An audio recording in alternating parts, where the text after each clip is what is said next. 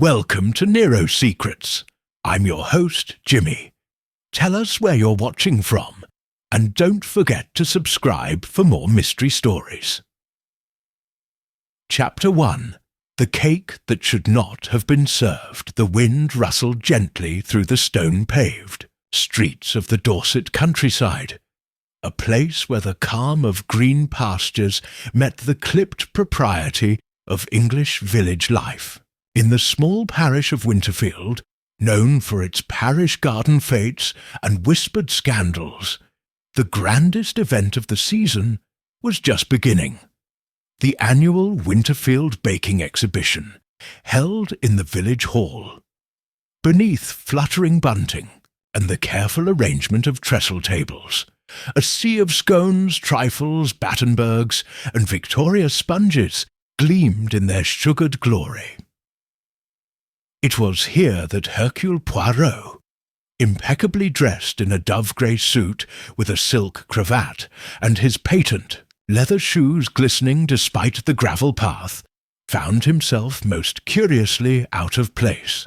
"I must say, Poirot," murmured Captain Hastings, brushing a crumb from his cuff, "this is a far cry from our usual crime scenes. Not a single bloodstain in sight. Only cherry jam." Poirot gave a modest smile and adjusted his boutonniere. "Ah, Hastings, you jest, but there is much to observe even here. The English village, so tranquil, so proper, yet beneath it always there simmers the human heart. Ambition, resentment, jealousy, it is a soufflé of secrets, n'est-ce pas? Only you would find scandal in a sponge cake." Poirot's little grey cells, however, were already ticking. He had been invited not by chance, but at the insistence of one Arabella Fawkes-Wentworth, the local grande dame, and reigning champion of the Winterfield exhibition for 6 years running. She had written to him weeks ago with a request most unusual. Though not one he had yet disclosed to Hastings, they entered the hall to the gentle bustle of villagers in Sunday best. The smell of lemon curd, nutmeg, and fresh cream mingled in the air. Mrs. Fawkes-Wentworth stood near the centrepiece table, a tall woman of stern bearing, with powdered hair and a gold brooch in the shape of a spoon. "You're just in time," she said, pressing her hand into Poirot's. "Judging is about to begin, but more to the point, something is dreadfully wrong this year." "You must tell me, madame," Poirot murmured. "You hinted at a matter of importance." Arabella's eyes flicked about the room. "Not here, after the final judging. Meet me at the rectory garden, 4:10. There are things I cannot say in this hall." Poirot nodded gravely. Hastings frowned. What sort of things? But before a reply could be given, the master of ceremonies, a retired colonel with a moustache to rival Poirot's, rang a bell. "Ladies and gentlemen, the judging will now commence." The entries were inspected by the panel. Colonel Baverstock, the vicar's wife, and a newcomer, Miss Clementine Rose, a culinary journalist from the London Daily Table. Poirot noted her at once, a woman with striking auburn curls and an impassive expression, her eyes scanning each dish with the precision of a jeweller appraising diamonds. Poirot's gaze shifted to the entries. Amid the trifles and eclairs stood a lone chocolate gâteau that seemed odd. It was perfectly symmetrical, iced with a glossy sheen, but there was something about it, it's something artificial, too perfect, as though made for show, not for eating. It was the final cake tasted, and Miss Rose was the first to sample it.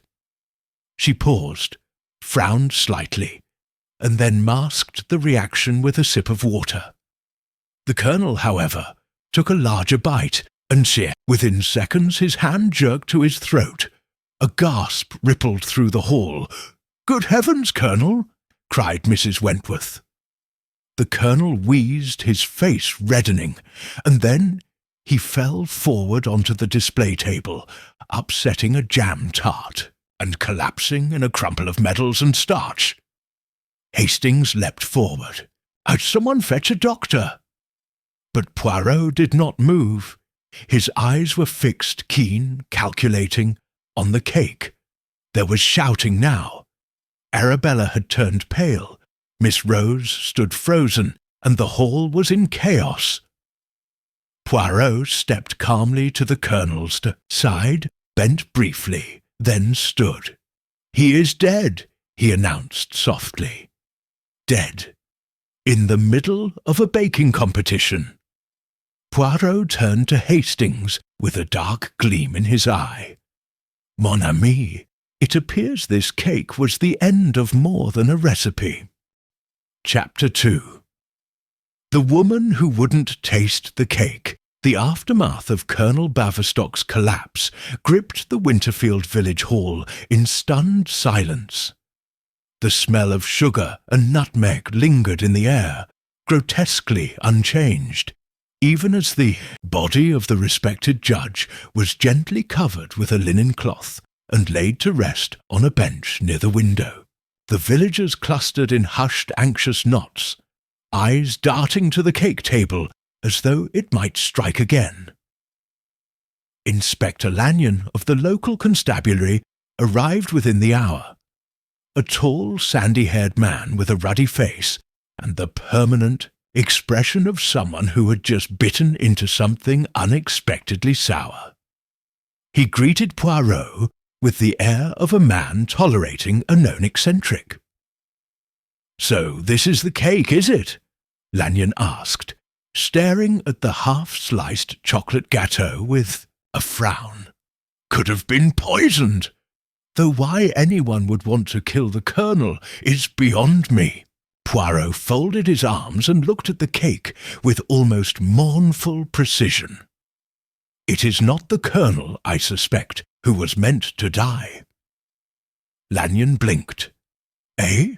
Poirot turned to Hastings, who had been pacing near the hall entrance. "Did you observe, mon ami, who else tasted that particular cake?" "Miss Rose took a bite," said Hastings. "Looked like she didn't enjoy it. Barely swallowed." "Just so," Poirot replied. "But she did not collapse. That is the detail. If a cake is poisoned deliberately, it is meant for a particular guest. The question is, for whom?" Inspector Lanyon grunted. "Still a murder, no doubt. I'll have the cake sent for analysis. Till then, no one leaves the village. I want a list of everyone who submitted entries and who tasted that cake." At that moment, Miss Clementine Rose approached. Her journalist's notebook was clutched tightly in one hand, and her expression had shifted from alarm to detached curiosity. "Monsieur Poirot," she said softly, "may I speak with you?" They stepped aside into a quiet corner of the hall, beneath a large portrait of Queen Victoria that hung crookedly above the raffle prizes. "I didn't swallow more than a crumb," she said. "It had an odd aftertaste, bitter, synthetic." "You are certain you did not swallow it?" She shook her head. "I've written about enough food poisonings to trust my tongue. But the Colonel, he wolfed it down. Foolish. He always had something to prove." Poirot nodded slowly. "And who submitted the cake?" "A newcomer," she said. "A Mrs. Sybil Merton. Recently arrived from London. She seemed nervous all morning, constantly checking the table, adjusting the presentation." Poirot's eyes sharpened. "Nervous? Or perhaps afraid?" Clementine hesitated. "You think she intended to harm someone?" "That," said Poirot, "is what we must determine. But tell me, mademoiselle, Why did you taste that cake last? Was it deliberate?" She flushed just faintly. "To be honest, yes, I'd already heard gossip. Someone said it was unusual, an untraditional recipe. I thought it best to approach it cautiously." Poirot tilted his head. "And the one person who refused to taste it, Mrs. Wentworth," Clementine said after a moment. "She said it was too foreign-looking, said chocolate gâteau didn't belong in a traditional English exhibition." Poirot's brow furrowed. "Yet she knew of it beforehand." "I believe so. She toured the tables before judging began, as is her right as honorary chairwoman. Turned away, thoughtful. Hastings rejoined them with a folded piece of paper. "Poirot, I spoke with the organizer. He gave me the full list of contestants. Only one person submitted a chocolate gâteau, Mrs. Merton.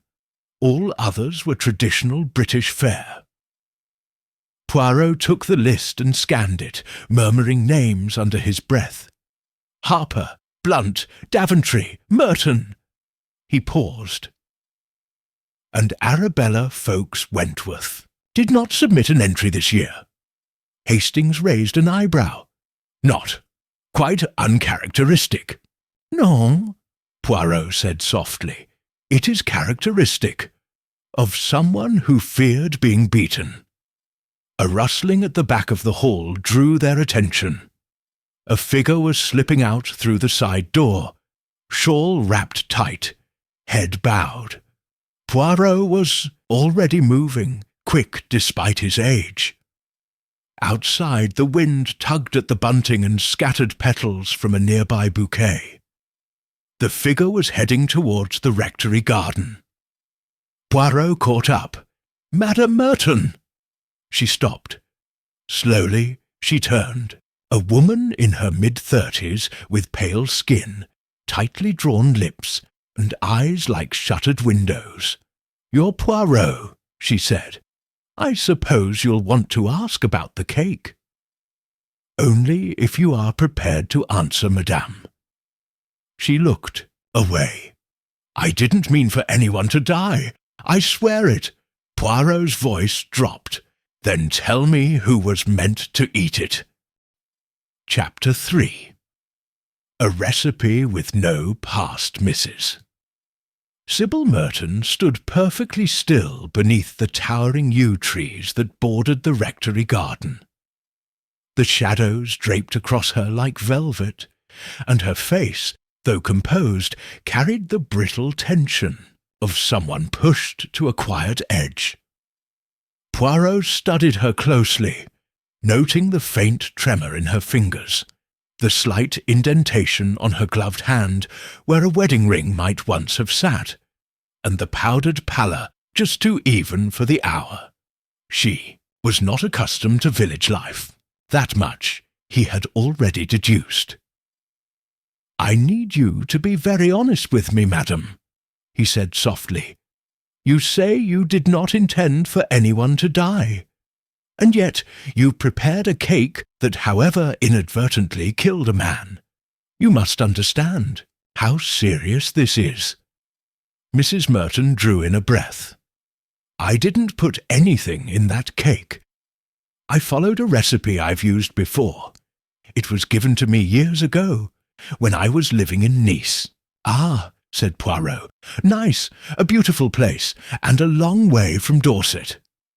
She gave a thin smile, the kind that hides more than it reveals. "Yes, I moved here last autumn, after my husband passed away." "I see. And in that time, have you made many acquaintances in the village?" "A few, mostly through the Women's Guild. Mrs. Wentworth made a point of introducing me around." Poirot nodded, carefully cataloguing each reply. "And how did you find your relationship with her?" Her mouth twisted. "Intimidating? She didn't take kindly to newcomers. At the guild meetings she was patronizing. She questioned nearly everything I said or did, and she made it quite plain that my baking would never qualify as traditional. Yet she invited you to submit something?" "Oh, yes," said Mrs. Merton, with a flicker of something close to anger. "And I suspect it was so she could enjoy watching it be dismissed." Poirot took a slow step forward, but instead the judges tasted it, and one of them died. And now you are the only name on the contest list linked to that particular dish." She folded her arms, glancing toward the garden gate. "You think I poisoned it? Is that why you chased me?" "I do not chase, madame. I walk purposefully." He gave a small bow. "But yes, I suspect that if you are innocent, you must help me prove it." Her tone grew firmer. "I told you. I followed a recipe. It was in a notebook I kept from France, from when I ran a guest house with my husband. He was the baker. I've only been trying to keep a piece of that life alive. And the notebook, where is it?" She hesitated. "At home." "I should like to see it." Before she could respond, the sound of footsteps on gravel interrupted them. Hastings appeared, slightly winded. "Poirot, Inspector Lanyon's asking for you. They've found something behind the cake display." "Indeed?" Hastings nodded. "A small bottle half buried in the bin. Smelled faintly of almonds. He thinks it might be cyanide." Poirot's eyes narrowed. "Ah, la petite bouteille.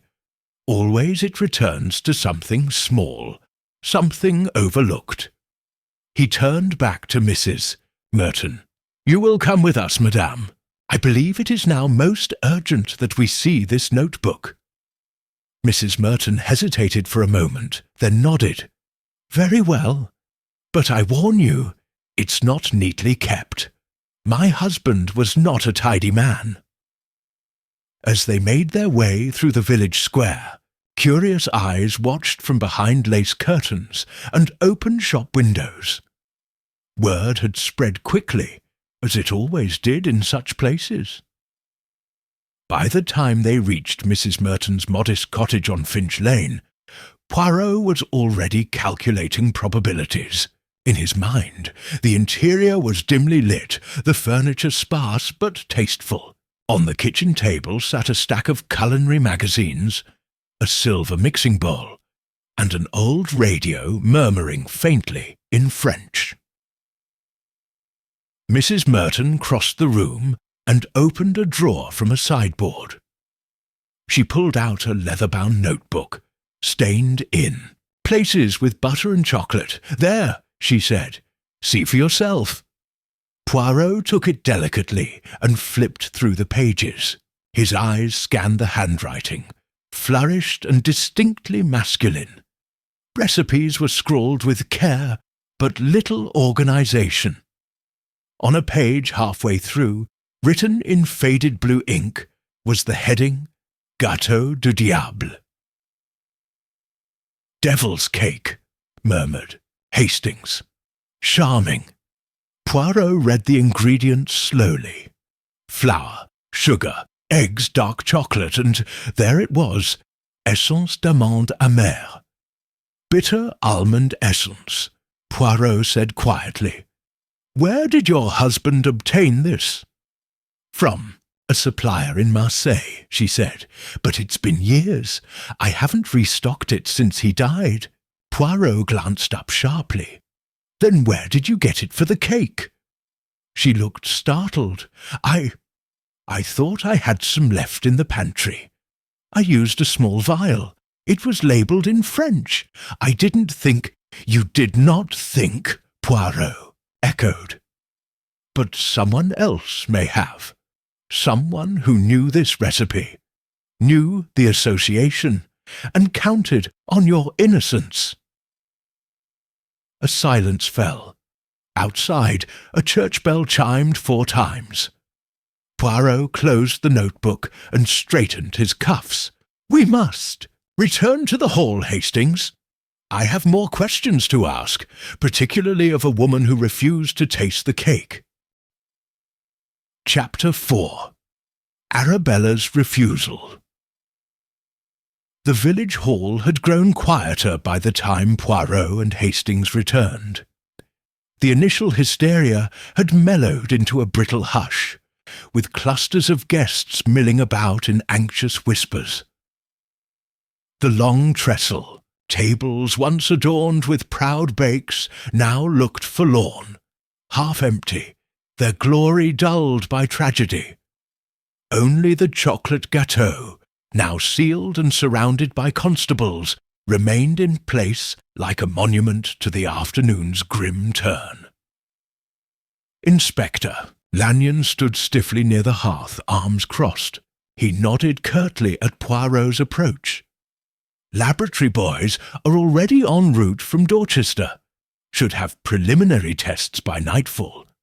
But the bottle we found, it's cyanide, no doubt about it. Clear scent of bitter almonds, though faint. Poirot gave a small approving nod. Bon, but a scent, however suggestive, is not conclusive proof, especially not in a hall filled with pastries containing almond extract. Lanyon sniffed. You think it might have been planted? Perhaps. Or forgotten. But if it was planted, it implies planning. Someone meant for that cake to kill. Hidu glanced over to where Arabella Fowkes Wentworth sat on a carved oak chair beside the judging table, a lace shawl wrapped tightly around her shoulders. Her face was drawn, her powdered cheeks streaked slightly, as if she had wiped away tears in a moment of unguarded emotion. But the steel in her posture remained. Poirot approached. "Madame," he said gently, "may I speak with you in confidence?" Arabella looked up, her eyes cool. "If you must, but I warn you, I'm not in the habit of explaining myself." "And yet I must insist," Poirot said, lowering his voice. "There are details of this case, small ones, that demand explanation." She rose without a word, and allowed Poirot to guide her to a side alcove, where faded portraits of past mayors stared down with door expressions. Hastings lingered nearby, keeping a watchful eye. "You were the only judge," Poirot began, "who did not taste the chocolate gâteau." "I detest chocolate," she said briskly. "It is vulgar and overindulgent. I've never touched it. Not even out of a sense of duty, to be thorough." She drew herself upright. "My judgment was in the majority, was it not? My abstention did not skew the results." "Forgive me, madam," Poirot said gently, "but I must ask, did you avoid tasting it because you suspected it was dangerous?" Her lips thinned. "Are you accusing me of something?" "I accuse no one," he replied. "But I observe a woman who, for the first time in years, did not submit an entry to the competition. I observe that same woman pressing for the inclusion of a new contestant, Mrs. Merton, whose cake has now caused a death." Arabella's face flushed. "If you think I had something to do with that, I think," Poirot cut in, calm and firm, "that you feared something might happen, enough to call for me in advance." She hesitated, then exhaled. "Yes, I wrote to you, but not because I thought anyone would be murdered. That's preposterous." "Then why?" Arabella's voice lowered. "Because something was wrong. Things were being whispered, shifted. Old tensions resurfacing. Mrs. Merton is not who she claims to be." Poirot's brows lifted. "No, no. I had her looked into. The name she uses now isn't the one she went by in Nice. My cousin, who summers in Antibes, recognized her photograph. She was once embroiled in a scandal involving a hotelier and a missing sum of money. And yet, said Poirot quietly, you extended her an invitation to compete. To keep her in sight, Arabella replied. To watch her. I thought she might be trying to exploit her way into the social circle. Poisoning a judge! Good heavens, I never dreamed.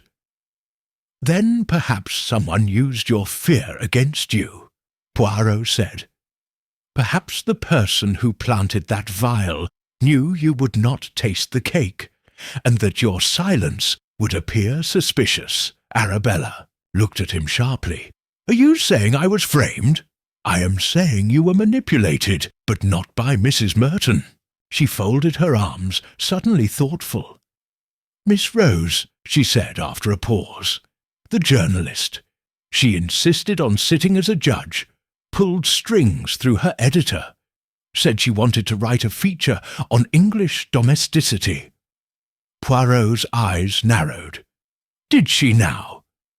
Arabella nodded, and she was the one who insisted that the judging order be reversed, that we taste the chocolate gâteau last.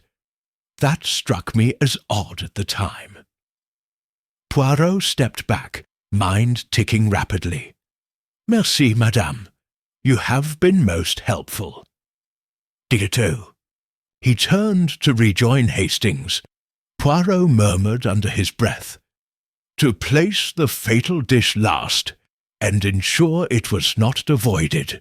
That requires cunning, and a very specific motive. Hastings fell into step beside him. Where to now? To the inn, Poirot replied, where Miss Rose is staying. I believe it is time we asked the lady a few pointed questions, before someone else falls victim to her taste for drama. Chapter 5. The Journalist Behind the Lace Curtain. The Red Hart Inn stood at the edge of Winterfield Village, a weathered yet dignified establishment, with ivy creeping up its brickwork and mullioned windows that peered out like sleepy eyes over the village green. A low fire crackled behind its leaded panes, and the scent of wood smoke and stewed apples lingered in the air. Miss Clementine Rose had taken the northeast room on the first floor, a corner suite overlooking both the garden and the high street. When Poirot and Hastings arrived, the innkeeper, a stooped man with a nervous cough, seemed both relieved and hesitant to guide them up. She's been in all afternoon, he whispered, leading them to the landing. Came back straight after. The incident. Shut the door and draw the curtains tight. Poirot tapped lightly at the door. No answer. He knocked again, firmer this time. A moment later, the latch turned with a sharp click, and Miss Rose appeared in the doorway. Her auburn hair was tied back more tightly now, her crisp cream blouse buttoned to the collar. She looked neither startled nor entirely pleased. Monsieur Poirot, she said flatly. Inspector Lanyon has already taken my statement. I do not doubt it, mademoiselle, Poirot said pleasantly, but I have not yet taken mine. She stood aside. Very well. Come in. I won't offer tea. I presume you're not here socially. The room was meticulously neat. A suitcase stood open on a bench, its contents arranged with care. A travel typewriter, a stack of correspondence paper, a small toiletry kit, and a folded blouse, on which lay an ornate fountain pen. On the nightstand sat a closed notebook bound in soft green leather. Poirot's eyes grazed over these items as he seated himself. Hastings remained near the window, which indeed had its curtains drawn firmly against the brightening afternoon. I understand, Poirot began, that you had some influence over the sequence of judging. She raised an eyebrow. Is that? A crime, monsieur? I asked for a slight adjustment.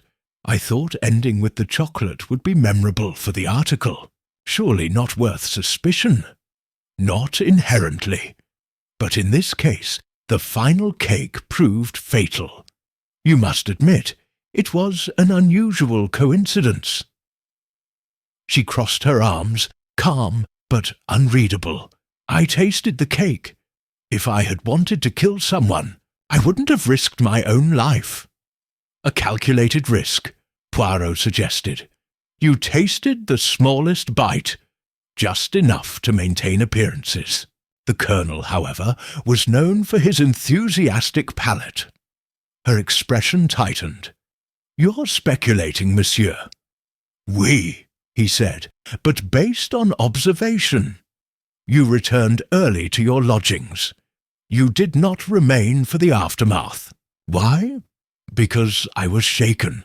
I came here to write a piece on village life, not witness a death. Poirot let the silence hang for a moment. Tell me, mademoiselle, do you know a man named Lucien Armand? That got her attention. A flicker of something crossed her face. Alarm, quickly masked. I've heard the name, she said cautiously. French culinary circles. He was involved in some scandal, wasn't he? He was also the original creator of the recipe for the Gâteau du Diable, Poirot said. It was never widely published, but a copy was given to a guest house in Nice, run by Mr. and Mrs. Merton. Clementine said nothing. The recipe uses bitter almond extract, Poirot continued, harmless in trace amounts, deadly if concentrated. Mrs. Merton claims to have used the last of her supply. But the bottle we found in the bin was newer. No dust, no fading label, acquired recently, and not by her. Now Clementine spoke, her voice colder. Do you have proof I purchased it? Not yet, Poirot said, but the question remains. Why were you so interested in that particular cake? She hesitated. Because I recognized it. I tasted it once, years ago, at a restaurant in Paris, just before it closed in disgrace. It haunted me, that flavour. I knew no one else in the village would recognize it, but I did. Then surely, mademoiselle, you must understand how dangerous it can be. She sighed, stepped back, and sat. I wanted the truth about Sybil Merton. I suspected she wasn't who she claimed to be. I thought if I could prove she was tied to Lucien Armand, I'd have the story of my career, a scandal reborn, French decadence hidden behind English lace. The cake was my clue. So you planted a trap? Poirot asked gently. No. She snapped. I didn't kill the Colonel, but I did hope the cake would stir something, reveal something. Poirot leaned forward. You must tell me, did anyone else have access to the cakes before the judging? She faltered. Yes. There was a moment, 10 minutes or so, when the hall was unlocked and unguarded. I stepped out to make a telephone call. When I returned, nothing seemed disturbed, but I can't be certain. Poirot rose slowly, thoughtful. Mademoiselle, you have been reckless, but perhaps not malicious. Still, someone else used that moment, someone who had both motive and opportunity. I must ask that you remain here. I'm not under arrest. No, Poirot said, pausing at the door. But you may be in danger. As he and Hastings stepped back into the corridor, Poirot murmured, We are missing one key piece, mon ami. Not the method, nor the misdirection, but the motive. Why kill the Colonel? Why him? Hastings frowned. Could it have been a mistake? Maybe he wasn't the intended victim. Poirot's eyes twinkled faintly. Exactement. And if that is so, then someone else is still meant to die. Chapter 6. The Man Who Knew Too Much About Flour. The sun was beginning to dip behind the Dorset hills as Poirot and Hastings made their way back through the village. The air had shifted, quieter now, more watchful. What had begun as a light-hearted village fete had turned, in a single breath, into a gathering of suspects cloaked in grief and suspicion. Curtains twitched as the detective passed, and even the cobblestones seemed to whisper. "I say, Poirot," Hastings ventured, adjusting his collar. If the colonel wasn't the intended target, who was? Arabella, Miss Rose, Mrs. Merton? Poirot's pace did not falter. "Consider this, Hastings. The poison was introduced into only one dish, a cake made by a woman of fragile standing, in a hostile community, a woman the locals regarded with unease. Such a method suggests either clumsiness or cunning. And if it's cunning, then the act was designed to deflect suspicion onto someone obvious, someone vulnerable." They turned the corner toward the rear entrance of the village hall, where Inspector Lanyon stood conferring with a constable beneath the gas lamp. He waved Poirot over as they approached. "Ah, just in time. I've been speaking with the steward, responsible for managing the entries. Turns out we've overlooked a minor, but possibly significant figure." Poirot raised a brow. "Indeed. A man named Edwin Crail, retired grocer, lives near the churchyard. He volunteers each year as the official weigher and sorter of baked entries, makes sure they're correctly labelled and kept fresh." Poirot's eyes glinted, and he was alone with the cakes. Lanyon nodded. "For about 15 minutes, just before judging. Says he went to fetch a replacement cake stand. And he was alone," Poirot repeated. "He says so. But the back door was unlatched. Anyone could have slipped in." "Then we must pay a visit to Monsieur Crail," Poirot said. "A man who handles ingredients may know more than he lets on." It was not a long walk to Crail's cottage, a squat building with thick stone walls, and a narrow garden crowded with herbs and wild thyme. The front gate creaked open under Hastings' hand, and a moment later they were greeted at the door by a man of wiry build, with a tobacco-stained moustache and spectacles perched on the bridge of a long, freckled nose. "Evening, gentlemen," he said with an apologetic shrug. "If this is about the contest, I already told Inspector Lanyon all I know." "Then perhaps you will indulge me by telling it again," Poirot said with a polite bow. "We are not here to accuse, but to understand." Crail sighed and motioned them inside. The cottage smelled of tea, yeast, and furniture polish. On the sideboard sat several jars of sugar, flour, and spice, meticulously labelled in Crail's tight script. "I've done the weighing and setting out for nearly 10 years, he said, as they seated themselves in his front room. "I see. To the entries, make sure no one cheats. No unmarked tins, no extra garnishes after the deadline. And this year you noticed nothing unusual?"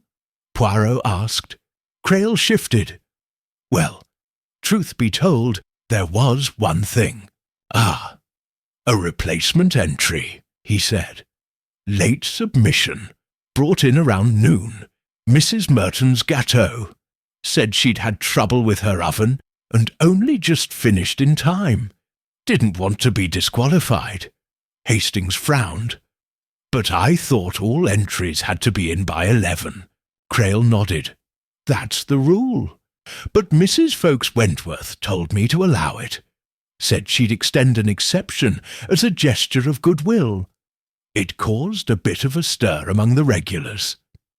Poirot steepled his fingers. "And you handled the cake?" "Course I did. Placed it with the others myself." Poirot's gaze sharpened. "And tell me, monsieur, did it appear untouched when it arrived?" Creole paused. "Now that you mention it, there was something odd about the box. The string looked new, fresh, but the base of the cardboard had a faint smudge, like it had been opened and resealed. Did you think to mention this to anyone?" "I didn't want to cause a fuss. Thought perhaps she'd changed her mind and reboxed it. Nothing malicious." "Merci," Poirot said. "One last question. Do you know where Mrs. Merton's cake was kept while awaiting display?" "In the kitchen behind the hall. Same place as the others. Coolest spot." Poirot rose, his expression unreadable. "You have been most helpful." As they stepped outside once more, Hastings spoke. "That doesn't clear Mrs. Merton, does it? If anything, it makes her look worse." "Non," Poirot said. "It clarifies only that someone used her. The cake may well have been altered after she submitted it. You think someone opened the box and added the poison, or replaced the entire cake," Poirot murmured.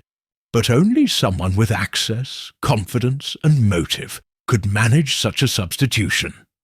Someone who knew how much trust Mrs. Merton placed in a recipe, and how easily it could become a weapon." They walked in silence for a few moments. "Must ask," Poirot continued quietly, "who benefits most from suspicion falling on Mrs. Merton? And who has something to gain from Colonel Baverstock's sudden death? You think it was deliberate, not mistaken identity?" "I think," said Poirot grimly, "that before the night is over, someone else may attempt to silence a second truth." Hastings paled. "We need to warn them." Poirot's footsteps quickened. "We need to gather them." Chapter 7. The Gathering Before. Dusk by the time Hercule Poirot and Captain Hastings returned to the village hall, the golden dusk had faded into a sombre twilight. Lamps glowed behind frosted glass, casting soft halos onto the cobbled square, while a wind stirred the bunting still hanging limply above the judging tables. Inside the hall, Inspector Lanyon stood beneath the tall windows, arms crossed, flanked by 2 constables and the still shrouded figure of Colonel Baverstock. Poirot swept through the entrance with quiet purpose. "Inspector," he said, "we must act quickly. I require the presence of all involved parties, everyone connected to the judging, the organization, or the contested entry. This is no longer merely an investigation of circumstance. It is a matter of preventing further harm." Lanyon bristled but complied. Within half an hour, the hall filled again, this time with grim faces and cautious glances. Mrs. Ffoulkes Wentworth sat stiffly in her chair, arms folded, her brooch glinting in the low light. Clementine Rose stood by the hearth, scribbling notes, but watching Poirot through narrowed eyes. Sybil Merton, pale and withdrawn, had taken the farthest seat from the centre, her hands clenched in her lap. Edwin Creole shuffled in beside the vicar's wife, while 2 other villagers, the event steward and Miss Turner, a minor contestant, sat whispering anxiously in the back row. Poirot stepped to the centre of the room and cleared his throat. "Mesdames et messieurs," he began, "thank you for coming. You are here because a man is dead. A cake was poisoned, and someone in this room knows precisely who is responsible." A hush fell. "I have observed much," Poirot continued, "the lateness of Mrs. Merton's entry. The unusual suggestion to judge the chocolate gâteau last. The suspicious bottle was discovered near the bin, and, most importantly, the identity of the true intended victim. Gasps broke out, followed by nervous glances. I believe, Poirot said, the poison was not intended for Colonel Baverstock at all. His death, tragic though it is, was a misfire, a miscalculation. Arabella Ffoulkes Wentworth stiffened. Then who was meant to die? Poirot turned to face her. You, madame, she blinked. That's absurd. Is it? You have long dominated this village's traditions. You hold sway over the competition. You overrode the entry deadline for Mrs. Merton. And you refused to taste the cake, the only judge who did. That decision perhaps saved your life. The room stirred. Poirot continued. The true criminal would have counted on your pride, your commitment to tradition. They knew you would not touch a foreign cake, and yet they hoped circumstance, or perhaps a shift in judging sequence, would force your hand. All eyes turned to Clementine Rose. She straightened, her voice cool. If you're accusing me, you're wrong. Not accusing, mademoiselle. Not yet. But I must ask, how did you know to suggest that the cake be tasted last? I told. You. Dramatic effect. Or, Poirot said softly, was it because you feared Arabella would refuse it, and you wanted to wait, to coax her into tasting after the others? Clementine said nothing. Poirot pivoted. Let us consider who benefits most from Arabella's death. I spoke with the solicitor this afternoon. Arabella recently updated her will. A considerable sum, nearly her entire estate, was to go to the Winterfield Culinary Foundation. A fund you, Miss Rose, had been tipped to lead following the publication of your feature in the Daily Table. A coincidence? Clementine's jaw clenched. That's speculative. Is it? Then consider this. Your application to the paper came under the name Clementine Armand. Your father, was he not Lucien Armand? A man whose career Mrs. Ffoulkes Wentworth helped to destroy when she denounced his establishment in a food column published, ironically, in the same paper. A collective murmur swept through the room. Clementine's face lost its colour.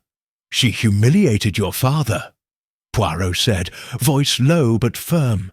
Cost him his restaurant, his health, his name. You sought revenge, not just through exposure, but through her death.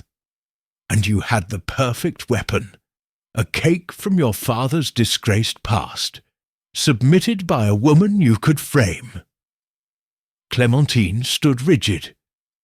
You can't prove it. I believe I can, Poirot said. The vial we found, it was purchased under a pseudonym in Dorchester. I sent a wire this afternoon. The chemist confirmed it.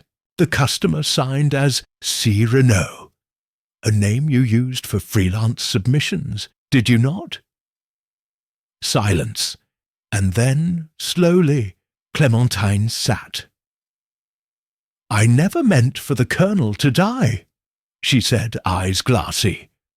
It was supposed to be her. She destroyed my father. He died in disgrace. I wanted her to feel it, just for a moment. Poirot nodded solemnly. And now another name will be remembered, but not as you hoped. Inspector Lanyon signalled to the constables. Clementine Rose offered no resistance as she was led from the hall. Poirot turned toward the others. Justice, I think, has been served. Not sweet, but bitter, like the almonds in a devil's recipe. Only Hastings heard the final whisper. Poirot added as they stepped into the cold night air, and in every revenge, there is always a second victim. Chapter 8. Shadows in the Pantry Would Be a Convenient.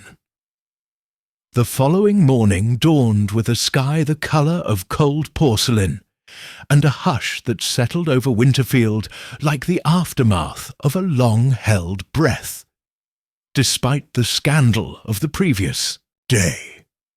The village market opened as usual, though the whispers that accompanied every stall far outweighed the coin-exchanging hands. At the Red Hart Inn, Poirot sat in a straight-backed chair, his breakfast tray untouched. Hastings, nibbling on toast nearby, glanced up as his companion stared contemplatively out the window. "You're quiet this morning," said Hastings. Poirot made a small noise in his throat, but did not turn. "There is a piece missing, Hastings. Thought it was all wrapped up rather neatly," Miss Rose confessed. "Oui, she confessed," Poirot murmured. "But she confessed to intention, not execution. And in her words, I never meant for the Colonel to die." Then someone else was. Someone who knew she had the motive, and thus scapegoat. Hastings set down his toast. "You're saying the real murderer is still out there?" Poirot nodded gravely. "And they may not be finished." Without another word, Poirot donned his overcoat and gestured for Hastings to follow. They walked briskly to the village hall, now locked and guarded. Inspector Lanyon met them at the door, looking both surprised and wary. "I thought we were done here," he muttered. "The girl confessed." "Yet something does not fit," said Poirot firmly. "You have the key to the storeroom." Lanyon hesitated, then handed it over with a grunt. "Be quick!" Inside the hall was dim, the light filtering in through stained-glass windows, dappling the floor with muted colours. Poirot led them past the stage and through a narrow corridor to the storeroom used during the exhibition, the pantry behind the kitchen, where cakes had rested before judging. The air inside was musty, tinged with flour and old wood. Poirot moved, slowly, inspecting the shelves and the long counter near the back door. "This is where Mrs. Merton's cake sat?" he asked. Lanyon nodded. "According to Crail, yes. He said it was left right here in this box." Poirot bent and ran a gloved hand along the counter's edge. A faint powder clung to his fingertips, white but slightly greyed. He rubbed it, sniffed, and then turned to Hastings. "Do you recall, mon ami, the mark Mr. Crail mentioned on the base of the box? A smudge?" "Yes. He thought it had been opened and resealed."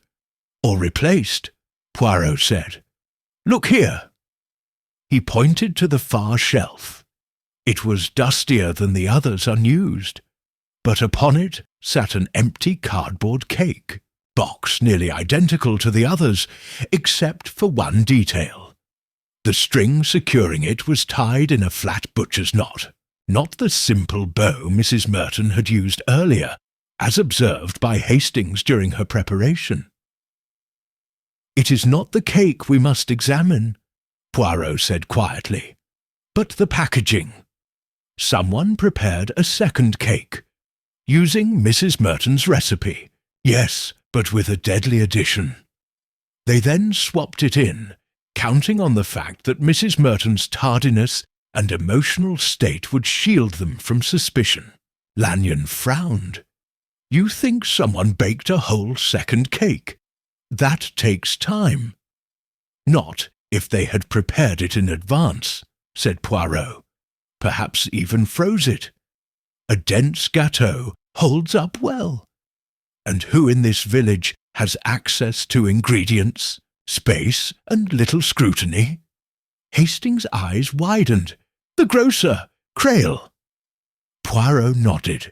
A man with knowledge of poisons, proximity to the entries, and opportunity. More importantly, someone was overlooked, unthreatening, trusted. Lanyon looked unconvinced.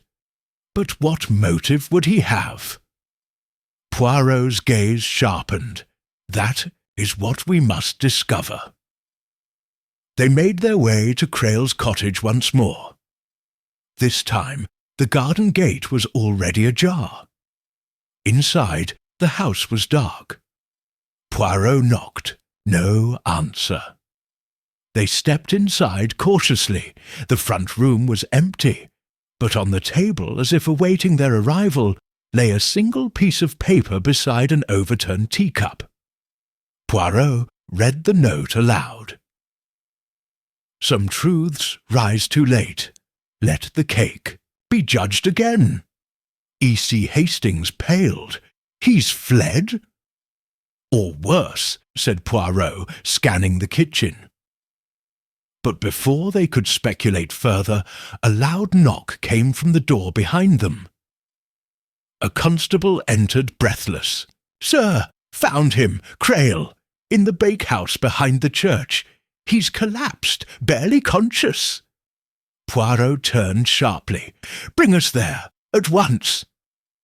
As they hurried toward the church, Poirot's face was unreadable. But in his eyes burned something fierce and cold. "Now," he said quietly to Hastings, "we shall see whose recipe this truly was." Chapter 9. The Truth in the Bakehouse. The small stone bakehouse behind the church was little more than a forgotten relic, once used by parishioners to prepare food for festivals and harvest feasts. Its tiled roof sagged slightly, and ivy crept through the corners of its high windows. As Poirot, Hastings, and Inspector Lanyon arrived at the door, the constable on duty stepped aside with a grave nod. Inside, the air was heavy with the scent of scorched flour, and something faintly chemical, sharp, metallic, wrong. A single oil lamp burned on a wooden shelf, casting long shadows across the small oven and stone counter. In the far corner, Edwin Creel sat slumped against the wall, propped awkwardly on a burlap sack, his skin pallid and glistening with sweat. His breath came in shallow gasps. On the floor beside him was a shattered vial, the remnants of a powdery substance clinging to its edges. Lanyon knelt quickly, checking his pulse. "He's alive, barely." Poirot approached slowly, crouching before Creel and speaking gently. "Monsieur Creel, it is Poirot. You have attempted something very foolish, yes? But not yet fatal. The doctor is on his way. You must speak while you are able." Creel's eyes fluttered open, clouded but aware. "It wasn't meant for the Colonel," he rasped. "I swear." Poirot nodded. "Then tell us, what did you do?" Creel closed his eyes for a moment, then opened them again. With visible effort, "She humiliated him," he murmured. 30 years ago, mocked him in the Gazette, said his pastries were stodgy peasant fare. He shut down the same month." Hastings frowned. "Who?" "Lucien Armand," Creel said weakly. "I trained under him. In Paris. He was a genius. Misunderstood. Died penniless. Mrs. Folks Wentworth destroyed his name." Poirot's expression darkened. "And you chose revenge?" Creel gave the faintest nod. "She was meant to eat the cake. I knew she wouldn't, not unless it was last. But I hoped vanity would tempt her." "But she didn't eat it," Poirot said. "Colonel Baverstock did." Creel shut his eyes. "The old fool always wanted the biggest piece. I thought she might take just one bite." Poirot stood slowly. You prepared the cake in secret, substituted it for Mrs. Merton's real entry. I used the same box, Crail whispered. Same shape, same weight.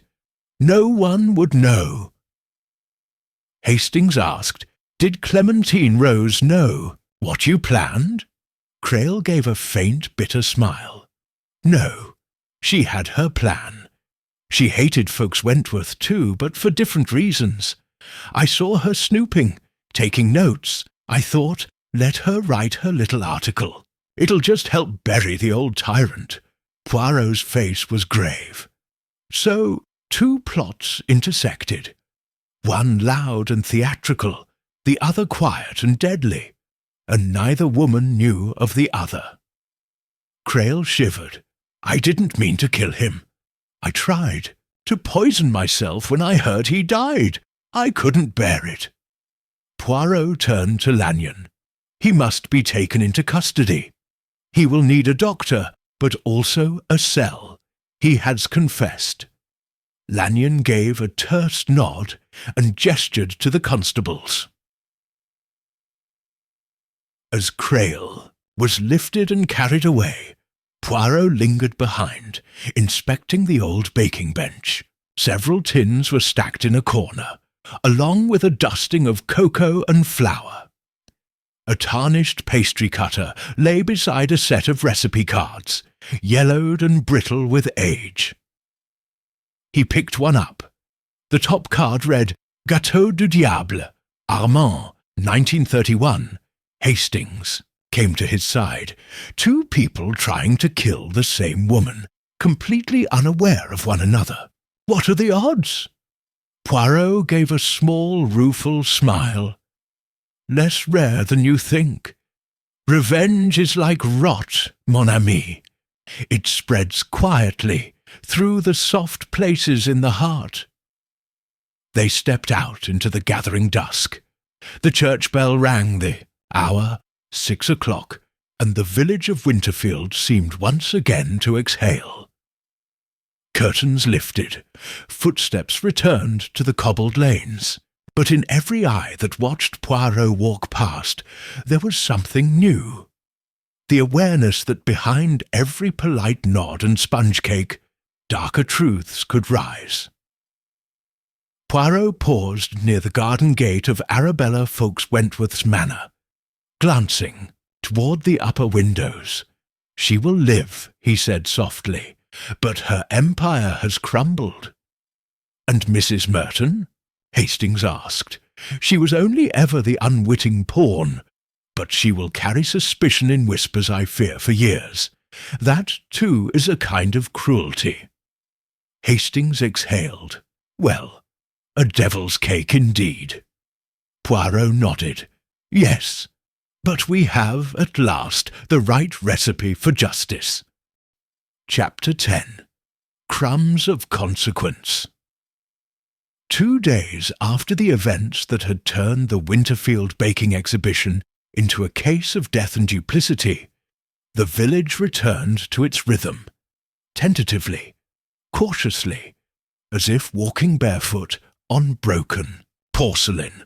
The bunting had been taken down, the hall was locked, and yet the whispers remained, trailing through the narrow lanes like the smoke of an extinguished fire. At the Red Hart Inn, Poirot sat in the drawing-room near the fireplace, legs crossed delicately, his moustache freshly waxed and his fingers steepled beneath his chin. The Morning Post lay unopened on the table beside him. He had been unusually still all morning, as though a thought were lingering just out of reach. Hastings entered, adjusting his tie. Lanyon sent word. Crail's recovering at the infirmary under guard. Confessions being prepared for formal charge. Poirot nodded slightly but said nothing. Hastings hesitated. Something still troubles you? Oui, Poirot replied at last. The question of why now? Hastings frowned. Revenge. Isn't that reason enough? Revenge delayed, mon ami, is often revenge diluted. Crail had 30 years to act, but he waited until this event, this particular moment. Hastings thought for a moment. You believe something else pushed him? Poirot rose and moved to the window, gazing out across the green. It was not only vengeance that stirred him, but opportunity. This year's competition presented a unique alignment of elements. The inclusion of Mrs. Merton, the presence of Miss Rose, and the waning influence of Mrs. Ffoulkes Wentworth. It was a perfect storm, one he could not resist. Still, said Hastings, it was sloppy in the end. The smudge on the box, the handwriting, the vial. Crail wasn't careful. Poirot gave a thin smile. Oh, but that is precisely what made it believable. It had to look sloppy, to fit the narrative of a panicked, emotional woman, Mrs. Merton. He wanted it to be found. The clues were never meant to be hidden from us. They were meant to be found by us, to lead us to the wrong conclusion. Hastings raised an eyebrow. Then why didn't it work? Poirot's smile widened. Because I do not trust only the evidence. I trust behaviour. And the behaviour of Mrs. Merton was not that of a murderer. She was genuinely bewildered, afraid, yes, but not hiding guilt. That is why I knew the answer lay elsewhere. There was a knock at the inside door. The innkeeper entered with a small parcel and a folded letter. For you, Mr. Poirot, delivered by hand. Poirot took the parcel and unfolded the letter. His brow furrowed as he read. Who's it from? Asked Hastings. Poirot held it out. The handwriting was spidery but familiar. Monsieur Poirot, I leave Winterfield tomorrow. But before I go, I felt compelled to send this. I found it slipped into my luggage, deliberately, I suspect, by the one who hoped it would never be read. It is not evidence, perhaps, but it is the truth. Yours, Clémentine Rose Poirot, opened the parcel. Inside was a thin volume, a bound notebook with marbled covers. On the first page, in elegant French script, was written, Recette personnelle. L. Armand Poirot turned the pages slowly. Recipes, notes, annotations. On one page, a passage had been circled, Let no dish be prepared without love. It is not the bitterness of the almond that ruins the palate, but the bitterness of the heart that ruins the man. Poirot was quiet for a long moment. Then, in a voice just above a whisper, he said, It was not only about death. It was about reclaiming something. A name. A legacy. He closed the book gently. Later that afternoon, Poirot and Hastings made one final visit. This time to the modest cottage where Mrs. Sybil Merton had lived since her quiet arrival in Winterfield. She greeted them with a hint of apprehension, but her eyes were clearer now, no longer dulled by fear. Mrs. Merton, Poirot said warmly, I come not to interrogate, but to return something that belongs to you. He handed her the notebook. She blinked, surprised. This was Lucien's. Poirot nodded.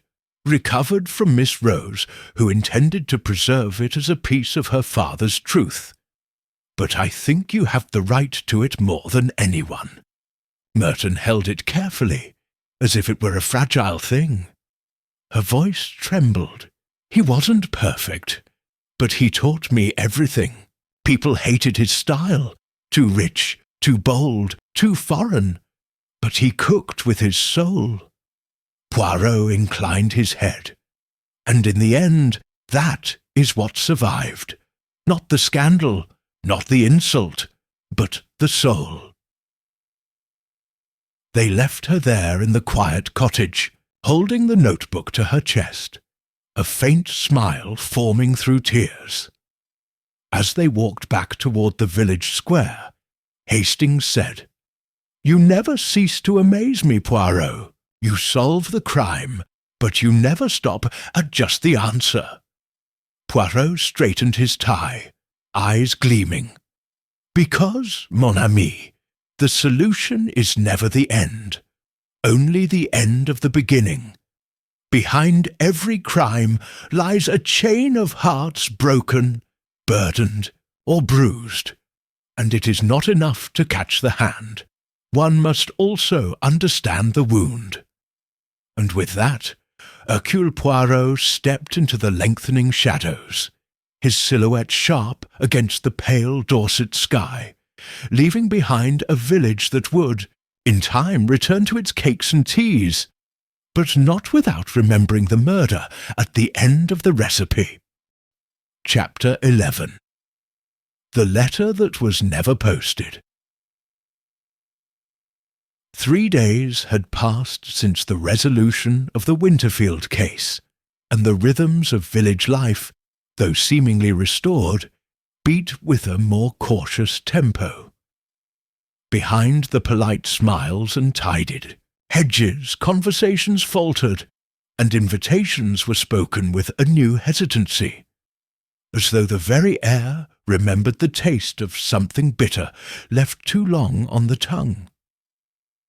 Hercule Poirot, however, remained in Winterfield a while longer, ostensibly for rest. In truth, there were details yet unresolved, threads that had not fully knotted, and a lingering scent of deception that clung to the edges of what seemed, on the surface, a neatly tied case.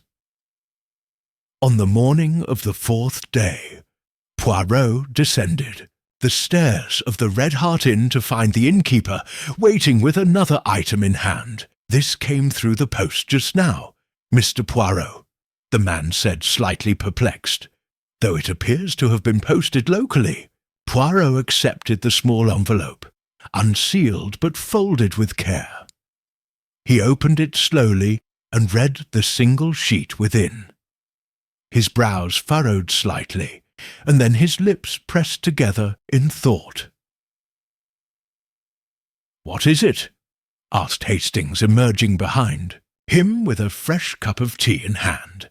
Poirot held out the note. Hastings scanned it, brow rising. M. "Poirot, I must unburden myself, though I have no intention of claiming innocence. What I did was wrong, wretched and cowardly. But I did not do it alone. There is someone else you must consider, someone who knew what was planned, and let it happen anyway." "E.C. Crail?" Hastings asked. "But he already confessed." Poirot nodded slowly. "Yes, but this implies something else, that someone close to him, someone he trusted, was complicit, and chose silence." They walked together to the constabulary, where Inspector Lanyon met them with raised eyebrows and an unreadable expression. Crail, he explained, remained in guarded recovery at the infirmary. His mental state had been stable but reserved. No further declarations. The confession, though thorough, had named no accomplice. Poirot studied Lanyon. "Inspector, I must ask, who visited Mr. Crail after his confession?" Lanyon thought for a moment. "Only one, the vicar's wife, Mrs. Lydia Faircombe. She volunteers at the infirmary. Brought him soup, I believe." "Why? Did she volunteer last week as well?" Poirot asked. Lanyon frowned. "Yes, she always helps at the exhibition. Oversees the pantry and the judging room preparations. Wait, are you suggesting—" Poirot raised a hand, "and I suggest only that she may have known more than she let on." They departed without delay, crossing the churchyard toward the Faircombe residence. a weathered stone house softened by roses and ivy. Mrs. Lydia Faircombe, a woman of perhaps 60, greeted them with her usual gentle expression, a slight stoop to her shoulders, hands perpetually clasped like folded linen. "Mr. Poirot, Captain Hastings, what a surprise," she said. "Is something wrong?" Poirot inclined his head. "Madame, I am here with one final inquiry. It is not formal, merely a request for the truth. A kindness, if you will." She seemed startled, but composed. "Of course, do come in." The sitting-room was modest, filled with the scent of lavender and baking powder. A framed photograph of her late husband rested on the mantel, beside a hymn-book opened to a dog-eared page. Poirot did not sit. "You visited Mr. Crail?" She gave a small nod. "Yes, he's an old friend. I've known Edwin since we were both teenagers." "You also helped prepare the cakes for display." "I coordinated the kitchen team, but I never touched the entries themselves, except to arrange them. Everything was already in boxes." "But you did see the boxes?" "Of course." Poirot's tone was gentle but firm. "And you recognized Mrs. Merton's submission as late, did you not? You knew she was flustered, knew others would suspect her." Mrs. Faircombe looked away. "What are you asking me, Mr. Poirot?" "I'm asking if you saw the box being switched." A long silence followed. Then, very quietly, she said, "Yes." Hastings leaned forward. "You saw him do it, and said nothing?" She nodded, tears welling in her eyes. "I saw Edwin bring in a second box, said it was a replacement.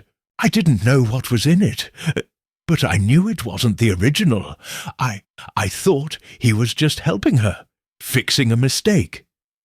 "You didn't ask?" Poirot said softly. "No," she whispered. "And when the Colonel died, I couldn't believe it. But by then it was too late. I visited Edwin because I needed to know if it had truly been him. He begged me not to speak, and I—" Her voice cracked. "I obeyed." Poirot stepped forward and took her hand. "Madame, the law may not pursue silence, but conscience will. You have carried this alone no longer."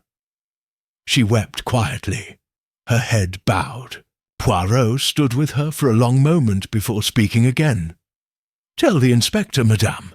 Let the record be whole." As they left the Faircombe home, Hastings shook his head. "I never expected that." Poirot clasped his hands behind his back. "The greatest accomplice to evil, Hastings, is not always hatred. It is often affection. Misplaced, misguided, but strong." They passed through the village square one last time. The postman nodded. A child ran past, laughing. The bakery displayed a new sign. "Winterfield Sweet Week, reopening specials." Poirot smiled faintly. "Life, mon ami," he said, "rises again. Like a soufflé, fragile, yes, but persistent." And they walked on, beneath a sky no longer clouded by guilt. Chapter 12. The Final Ingredient. The following Sunday, Hercule Poirot stood beside the village green as the bell of St. Eustace's tolled the late afternoon hour. He was impeccably dressed, his grey gloves immaculate, his moustache gleaming like a silver comma drawn with precision upon his upper lip.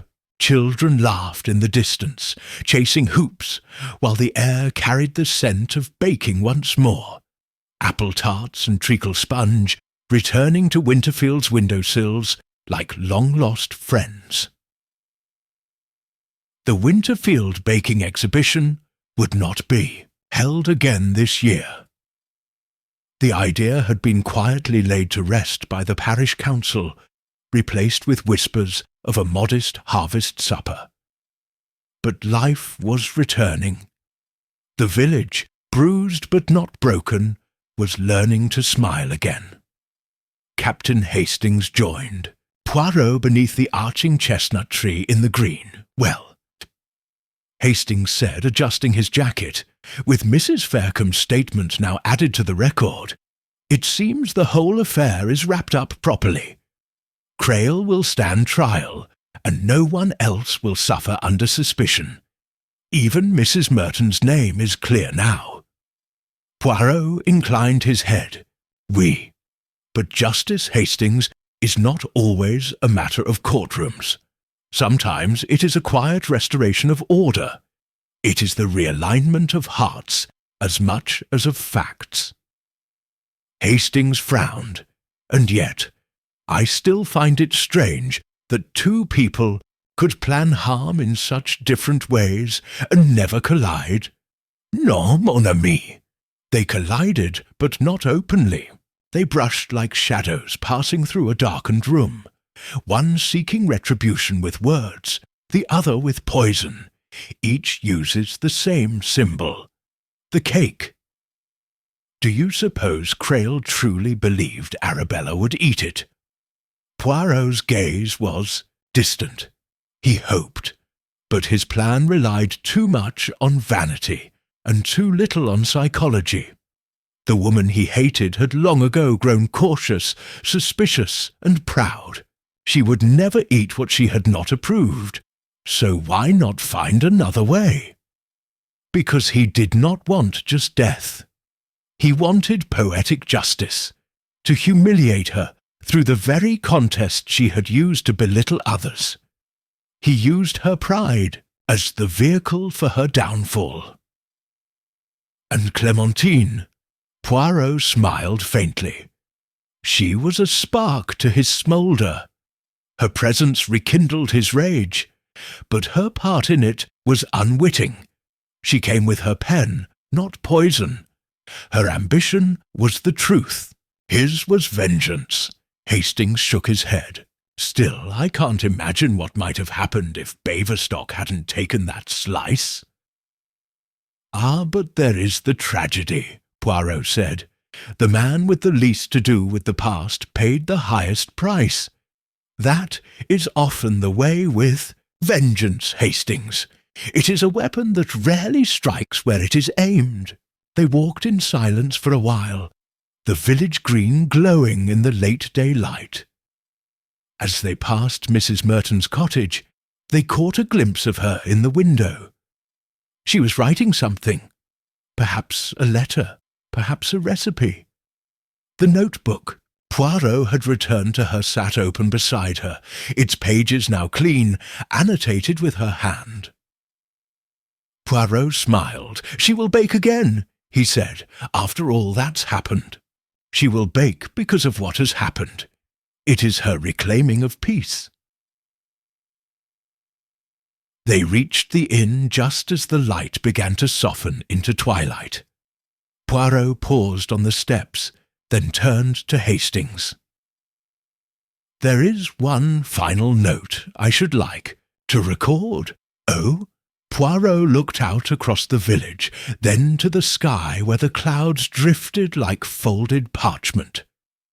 This case, he said, was not about a murder alone.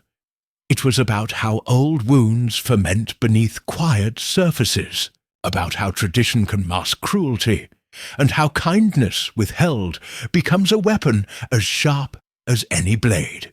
He paused. But also, Hastings, it was about redemption, about a village that looked at itself, truly looked, and did not turn away. That is rare and beautiful. Inside, the fire crackled in the hearth, and the innkeeper brought out a tray of warm almond biscuits, fragrant, golden, untouched by bitterness. Poirot picked one up, examined it, and smiled. Ah, he said, this is the correct way to end a recipe. And with that, the great detective sat back, content, while Winterfield exhaled at last. Its secrets now spent, its shadows cleared, and its teacups once more gently steaming in the light.